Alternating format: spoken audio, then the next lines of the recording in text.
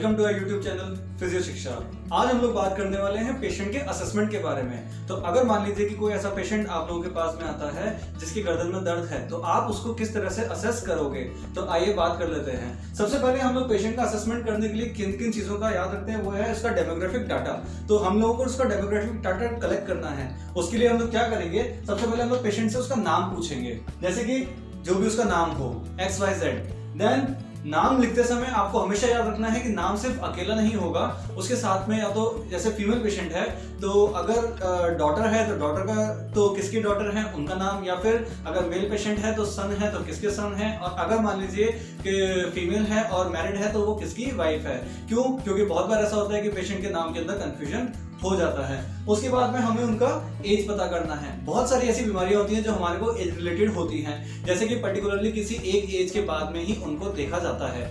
Then आपको पता करना है उनका जेंडर, क्योंकि बहुत सारी बीमारियां ऐसी भी होती हैं जो आप लोगों को फीमेल्स के अंदर ज्यादा देखने के लिए मिलेगी एज कम्पेयर टू मेल्स, और कुछ ऐसी बीमारियां हैं जो आपको मेल्स के अंदर ज्यादा देखने के लिए मिलेगी एज कम्पेयर टू फीमेल्स। तो जेंडर का भी पता होना जरूरी है।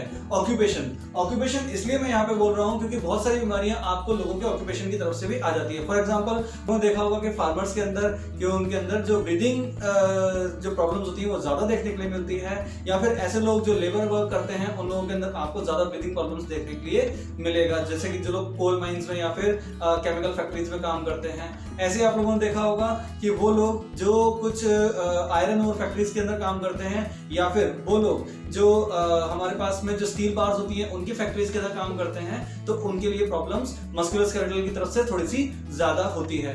देन आपको पता करना है यहाँ पे उनका एड्रेस। क्यों? क्योंकि बहुत बार ऐसा होता है कि पेशेंट का आपको कुछ लोकेलिटी होती है, वहां से भी कुछ बीमारियों का पर्टिकुलर हम लोगों को पता होता है कि ये बीमारी आपके उस लोकेलिटी के अंदर देखी जा रही है ज्यादा। देन आपके पास में आता है चीफ कंप्लेन, यानी कि पेशेंट आपके पास में क्या कंप्लेंट्स लेके आया है। जैसे कि आज हम लोग यहाँ पे बात कर रहे हैं सर्वाइकल के बारे में। मींस पेशेंट आपको बोलेगा कि मुझे गर्दन में दर्द है, तो आपको इस तरीके की चीफ कंप्लेंट मिलेगी।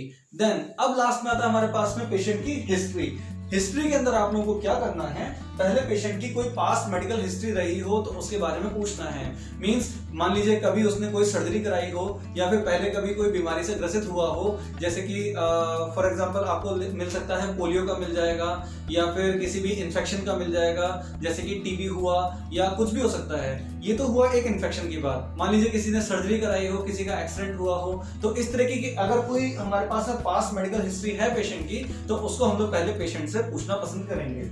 नेक्स्ट आपके पास में आता है प्रेजेंट हिस्ट्री। प्रेजेंट हिस्ट्री का मतलब ये है कि आपको पेशेंट से पूछना है कि अब इस टाइम पे क्या वो कोई प्रेजेंट ट्रीटमेंट ले रहे हैं, और अगर ले रहे हैं तो वो कितने टाइम से ले रहे हैं। फॉर एग्जांपल मान लीजिए किसी को हाइपरटेंशन हो, या फिर किसी को डायबिटीज हो, या किसी को थायराइड हो, या कोई भी और बीमारी जैसे कि हम लोगों ने कॉमन देखी हुई है। बहुत बार ऐसा होता है लोगों को किडनी, लिवर या कोई पेट से या फिर गैस्ट्रिक प्रॉब्लम्स आप लोगों को देखने के लिए मिल जाती है। तो अगर मान लीजिए ऐसी कोई प्रेजेंट हिस्ट्री उनकी चल रही है तो उसको भी आप लोग देखना पसंद करोगे, क्योंकि बहुत बार ऐसा होता है कि कुछ दवाइयों की वजह से भी बॉडी के अंदर चेंजेस आ जाते हैं।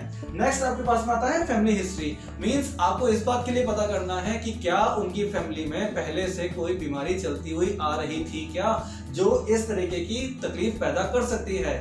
ठीक है। देन आपके पास में आना चाहिए पर्सनल हिस्ट्री। पर्सनल हिस्ट्री के अंदर आपको ये देखना है कि पेशेंट का लाइफस्टाइल कैसा है। मींस सेडेंटरी तो नहीं है, एक्टिव है।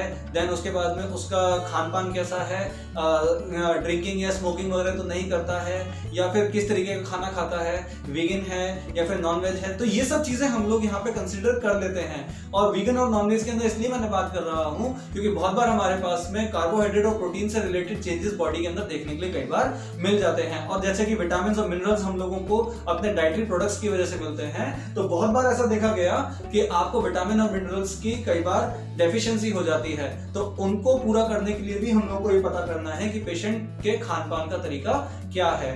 तो इस तरीके से हम लोग पेशेंट का एक असेसमेंट रेडी करते हैं। अब इसके बाद में मुझे क्या करना है, अब मुझे पेशेंट का यहाँ पे डायग्नोसिस करना है। तो क्योंकि हम लोग फिजियोथेरेपी की तरफ से डायग्नोसिस करेंगे, तो हम लोग यहाँ पे पहले पेशेंट को फिजिकल एग्जामिनेशन की तरफ ले जाएंगे। उसके बारे में मैं आपको बताऊंगा अगली वीडियो में।